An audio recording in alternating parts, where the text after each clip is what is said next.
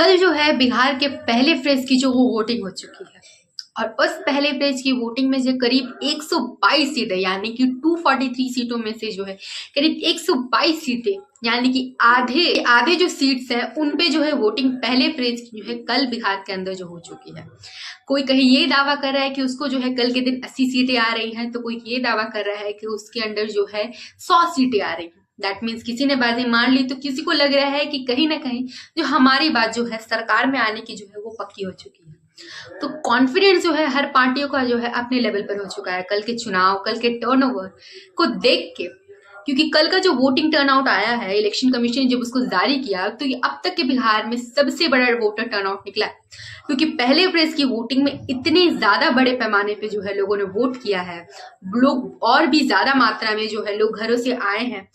कल लोगों ने जो है पहले फेज में करीब 65% जो है वोटिंग डाला है। तो आप समझ सकते हैं अब तक के बिहार की हिस्ट्री में अब तक ऐसा कभी नहीं हुआ है कि लोगों ने जो करीब 65% की जो वोटिंग की।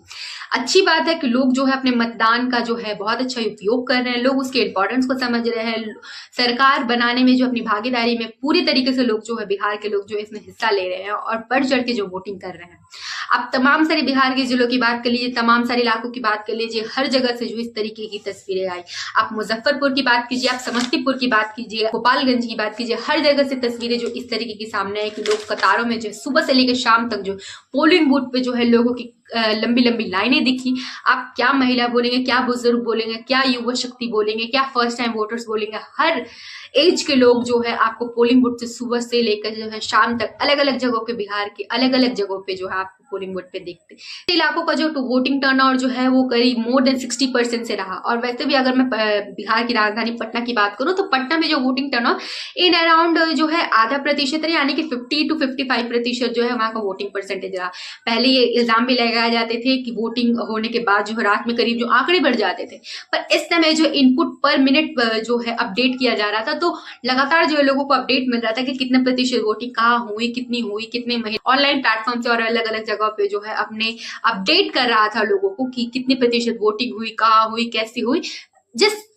ये सब चीजों को लेकर। पर यहाँ पे सबसे बड़ा सवाल होता है कि क्या इस बार अगर इस चुनाव आयोग के अकॉर्डिंग अगर हम बात करें तो करीब 13% जो है वोटिंग ज्यादा हुई है पिछली बार के इलेक्शन से अगर हम बात करें तो ये भी एक कारण हो सकता है कि क्या लोग जो है सरकार से नाखुश है या क्या लोग जो है सरकार के कामकाज से जो है खुश नहीं है, इसलिए जो है लोग और ज्यादा मात्रा में जो है वोटिंग कर रहे हैं। पिछले बार के इलेक्शन में जो है लोग कम वोट किए थे, इस बार जो करीब 13% जो है इंक्रीमेंट दिख रहा है। इससे ये भी हो सकता है कि बहुत सारे लोग जो है उस समय जब लास्ट टाइम इलेक्शन हुआ था बिहार में 2020 के दौरान, तो उस समय जो कोविड था तो उस समय जो हो सकता है बहुत सारे माइग्रेटेड लोग जो बाहर में काम करते हैं, बहुत सारे लोग वो जो है मौजूद नहीं थे। तो इस कारण भी हो सकता है कि लोग जो है वोट नहीं दे रहे थे उस समय, इसलिए वोटिंग टर्नआउट कम था। बट इस समय जो है वो लोग भी मौजूद थे तो वोटिंग टर्नआउट भी हो सकता है ज्यादा हो। But at the same time जो इस बार जो बहुत सारे वोट जो है वो काटे भी गए क्योंकि वो एग्जिस्ट नहीं करता है, बहुत सारे जो है वो ऐड भी किए क्योंकि वो पहले लिस्ट में नहीं आ रहे थे। तो इस वजह से भी हो सकता है कि जो वोटिंग टर्नआउट है वो थोड़ा सा डिफरेंट भी। And at the same time जो ये भी हो सकता है कि लोगों को जो है सरकार बदलने की या दूसरे सरकार चुनने की जो है लोगों की इच्छा हो, जिसके बाद से जो इस तरीके का टर्नआउट भी जो वोटिंग परसेंटेज है फर्स्ट पेज में वो भी दिख सकता है। क्या इस बार नीतीश कुमार दोबारा से कहना सही नहीं होगा, क्या एक बार फिर से जो है नीतीश कुमार जो है सीएम बनेंगे इन टर्म्स ऑफ एनडीए's फेस, और क्या इस बार फिर से जो है ये भी हो सकता है कि जो नीतीश कुमार ना बन के जो है तेजस्वी यादव यानी कि जो है महागठबंधन के फेस तेजस्वी यादव इस बार आए। ये भी हो सकता है कि किस तरीके से नीतीश कुमार की जो लास्ट अभी 2-3 महीने पहले जो डिसीजन लिए गए महिलाओं को लेकर कि उनके खाते में जो है करीब 10,000 करीब, और अगर मैं एज अ नंबर बात करूं कि बिहार में करीब 3.5 करोड़ महिलाएं रहती है, तो 1 करोड़ महिलाओं के घर पे जो है अगर वो 10,000 भेज रहे उनके खातों में, तो करीब से करीब अगर आंकड़े देख के बात की जाए तो करीब से करीब 4 करोड़ लोगों पे जो है उसका इफेक्ट पड़ रहा है। तो नीतीश कुमार की 2-3 महीने पहले वाली जो योजना है मुख्यमंत्री महिला योजना, जिसके तहत वो जो महिलाओं के खाते में जो करीब 10,000 रुपए भेजे, तो इससे करीब जो है हो सकता है कि महिलाओं का जो एक स्पेशल प्रेफरेंस आया हो NDA and at the same time Nitish Kumar की जगह, क्योंकि एक safest and at the same time जो कोर वोटर एनडीए की होती है महिलाएं, and at the same time इस बार जो है महिलाएं भी जो है पोलिंग बूथ पर काफी बड़े तादाद में दिख रही थी। आप स्टेट इलेक्शंस में बोलिए and at the same time central elections में बोलिए, महिलाएं जो है एनडीए की और बीजेपी की and at the same time Nitish Kumar की जो one of the core voter रह चुकी हैं, वो हमेशा उनको सपोर्ट देती हैं बिकॉज ऑफ अलग अलग factors. And at the same time जो है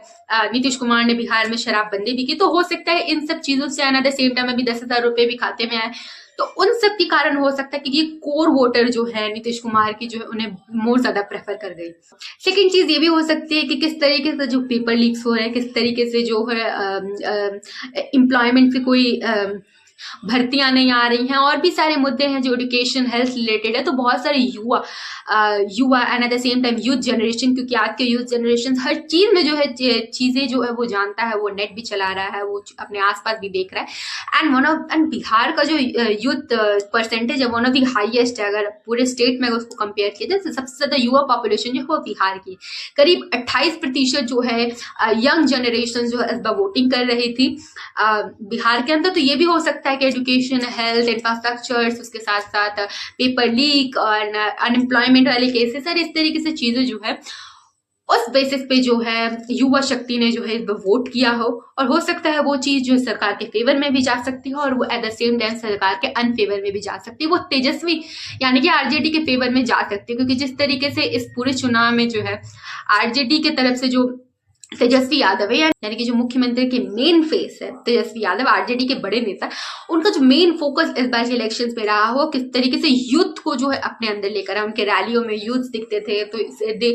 वो जो है हमेशा पेपर लीक की बातें, देन पेपर लीक के साथ साथ जो अनएम्प्लॉयमेंट के केसेस थे, इन सब चीजों की जो है वो ज्यादा बढ़ चढ़ के उठा रहे थे। And at the same time उन्होंने ये वादा भी किया कि अगर वो सरकार में आएंगे तो हर घर नौकरी वाला जो स्कीम है वो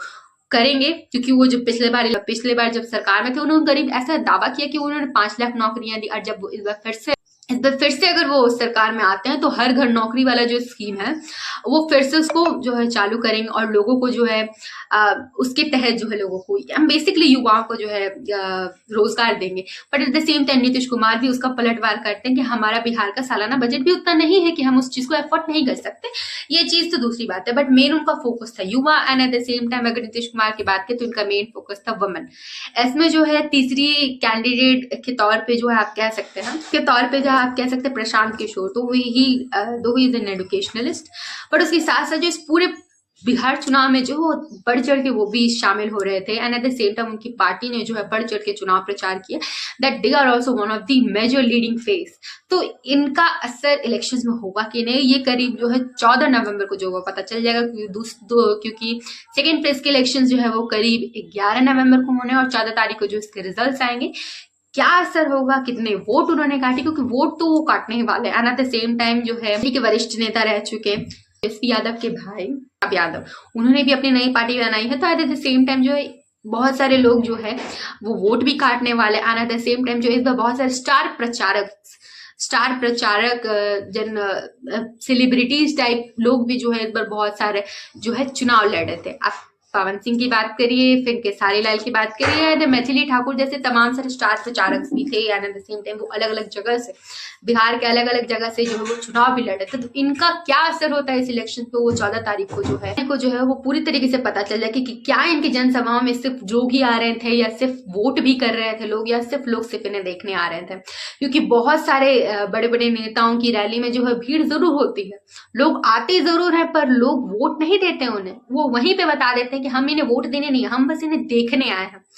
सो नो डाउट आपकी रैलियों में, आपकी जनसभाओं में कितनी भी भीड़ हो, वो आपको वोट देंगे कि नहीं देंगे ये कोई गारंटी नहीं है। And this is what exactly is happening in Bihar में कितनी भी भीड़ हो, कितने भी लोगों के जनसभाओं में भीड़ हो, that doesn't mean that people are going with you. ये हमेशा हुआ है। सेम टाइम इतने वोटिंग टर्नआउट जो है वो क्या दर्शाते हैं, वो ये भी नहीं दर्शाते हैं कि भले ही इतने ज्यादा वोटिंग टर्नआउट हुए हैं, but at the same time ये भी नहीं क्लियरिफाई करेंगे कि ये जो है ये इन फेवर ऑफ गवर्नमेंट जा रहा है या जो उसके अगेंस्ट जा रहा है। क्योंकि बहुत बार ऐसा हुआ है कि जब जनसभाएं आती हैं तो ज्यादा लोग जब वोट करते हैं तब उस समय एक ही चीज के फेवर में नहीं आता, उसमें या तो सरकार के वो एकदम ऑपोजिट चले जाते हैं या तो सरकार के फेवर में वोट देते हैं। तो ये भी कहना कि इतना वोटिंग हो रहा है तो जरूरी है कि सरकार के अगेंस्ट जाएंगे, तो ऐसा कुछ भी नहीं हो सकता है। ये टाइम केंद्र and at the same time state election में ये इसको बार बार देखा गया है। यहाँ पे बड़ा सवाल है कि क्या इस बार युवा जो है वो एनडीए से नाराज होकर, नीतीश कुमार से नाराज होकर क्या तेजस्वी की तरफ जाएगा, क्योंकि इस तरीके का आंकड़े कह रहे हैं। And at the same time क्या एनडीए की कोर वोटर जो है वो फिर से वो अपने योजना जिस तरीके से नीतीश कुमार ने ऐलान की, क्योंकि वो उन लोग की कोर वोटर है, वो फिर से इस बार क्या नीतीश कुमार को सीएम बनाएंगी, या फिर से तेजस्वी की पार्टी जो है इस बार इलेक्शन जीत के जो है वो मुख्यमंत्री बनेंगे। ये बड़ा सवाल है कि क्या फिर एक बार फिर से रिपीट होंगे नीतीश कुमार, या इस बार जो है नई सरकार बनेगी एंड तेजस्वी यादव जो है वो सीएम की कुर्सी पे बैठेंगे एंड हर घर नौकरी वाला जो वादा है वो उसको पूरा करेंगे कि नहीं। फिलहाल इसके बारे में तो ना मुझे पता है ना किसी और को पता है। इसका जो है जवाब सिर्फ जनता दे सकती है, और जनता जो है 14 नवंबर को जो इसका जवाब भरपूर देगी। किसके सर पे ताज बैठेगा और किसको जो है खामोशी मिलेगी, किसको जो उदासी मिलेगी, वो तो 14 नवंबर को जो है वो बहुत ही अच्छी तरीके से पता चल ही जाएगा। पर जो भी होगा, आई थिंक बिहार की जनता ने कुछ जो भी सोचा है वो अपने भले के लिए सोचा होगा। आप इस बिहार इलेक्शंस के बारे में क्या सोचते हैं कमेंट में जरूर बताइएगा। अगर मेरा वीडियो आपको पसंद आया तो लाइक से कमेंट जरूर करें। इस तरीके की वीडियो के लिए जो है मेरे चैनल को सब्सक्राइब करें। नमस्ते।